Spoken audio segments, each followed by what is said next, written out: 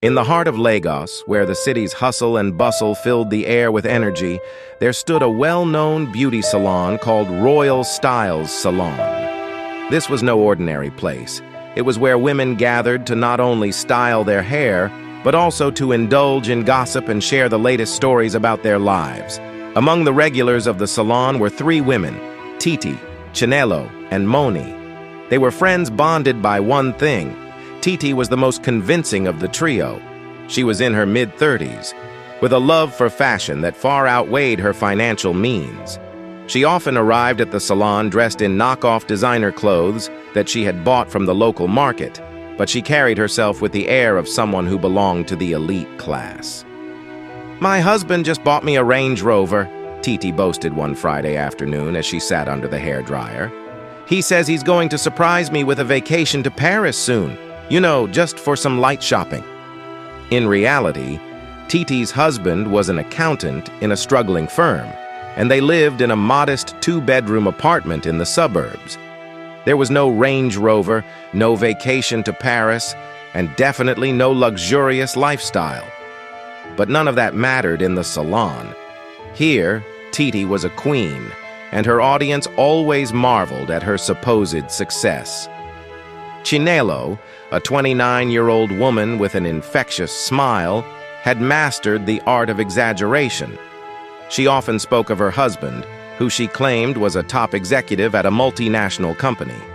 "Honestly, it's exhausting being married to such a successful man." Chinelo sighed as her stylist braided her hair. "The constant business trips, the endless social events. He's always buying me new jewelry to make up for his absence. I barely have enough space in my closet for all the clothes and accessories." In truth, Chinelo's husband was a mid-level employee at a small electronics shop. He worked long hours to support them, and their lifestyle was far from the extravagant one Chinelo portrayed. But at Royal Styles, she too was a queen, envied by many for her supposed wealth.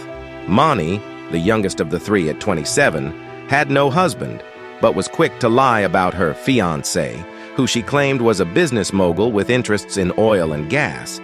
She frequently told stories of their lavish weekends spent in private villas, or how he had bought her an apartment in the city center. "He's always traveling for business, but when he's home, it's nothing but luxury. He just bought me a brand new car, an Escalade actually. The chauffeur is always on standby, ready to take me anywhere I want," Moni would say with a wave of her hand, her long artificial nails glinting in the salon lights. In reality, Moni lived in a small rented room in a rundown part of town. She had no car, no chauffeur, and certainly no rich fiancé. Her luxury life existed only in the confines of Royal Styles, where her stories made her feel special. As the women chatted away that Friday afternoon, little did they know that a new client in the salon, Amina, had been quietly listening to their tales for weeks. Amina was not just a regular customer, she was an informant for a notorious group of armed robbers that operated in Lagos. Her job was simple: sit in high-end salons, listen for clues about wealthy women, and report back to the gang with names and details of potential targets. Amina had been carefully observing Titi, Chinelo, and Moni, convinced that they were the perfect targets for the next heist. Their stories of wealth and luxury made them sound like the jackpot her gang had been waiting for. That evening, as Amina left the salon, she made a call to the gang leader, Rashid. "I've got 3 big fish," Amina said confidently. "These women live in Ikoyi and Lekki. They have cars, jewelry, and luxury homes. We can hit them one by one and they won't even see it coming." Rashid grinned. "Good work. Let's pay them a visit this weekend." On Saturday night, Rashid's gang struck their first target, Titi's house. They arrived expecting to find a mansion, but instead they found a small rundown apartment in a modest part of town. Confused but determined, they broke in. "Where's the jewelry, the cash, the car keys?" Rashid demanded, pointing his gun at a trembling Titi. Titi, shaking with fear, stammered, I don't have any of those things. I made it up. Please don't hurt me." Rashid's men searched the apartment, but they found nothing of value. There were no designer clothes, no expensive jewelry, just the bare essentials. Furious, they left, but not without a warning. "Next time, don't pretend to be something you're not," Rashid spat as they left the house empty-handed. The next target was Chinelo. When the gang arrived at her modest flat in a working-class neighborhood, they were once again disappointed. There was no sign of wealth, just a few cheap accessories and a wardrobe full of second-hand clothes. Chinelo, too, had to confess that her stories were nothing but fabrications. Lastly, they hit Mani's house, which turned out to be a small, cramped room in a poor part of the city. There was no luxury car, no chauffeur, and no businessman fiancé. Once again, the robbers left empty-handed.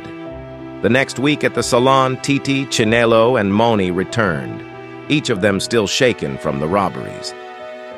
For the first time, there were no grand stories of wealth or luxury. They sat in silence, each lost in thought about the danger their lies had put them in. "I can't believe we almost got killed over lies," Titi said quietly, her voice filled with regret. "We wanted to seem like we had it all," Chinelo added, "but it almost cost us everything." Moni, the youngest, wiped away a tear. "I don't even know why we started lying in the first place." The women realized that their obsession with appearing wealthy had not only made them targets for criminals, but had also created a life of constant deceit. The Salon, which had once been their safe haven for fantasies, now felt like a place of shame. From that day on, the trio vowed to live honestly, no longer pretending to be something they were not. They understood that the lies they had woven so tightly around themselves had brought nothing but trouble. Their lives might not have been glamorous, but they were real, and that was more important than any fabricated story. As they left the Salon that day, they knew they had learned a valuable lesson. The truth might not always be exciting, but it's always safer than living a lie.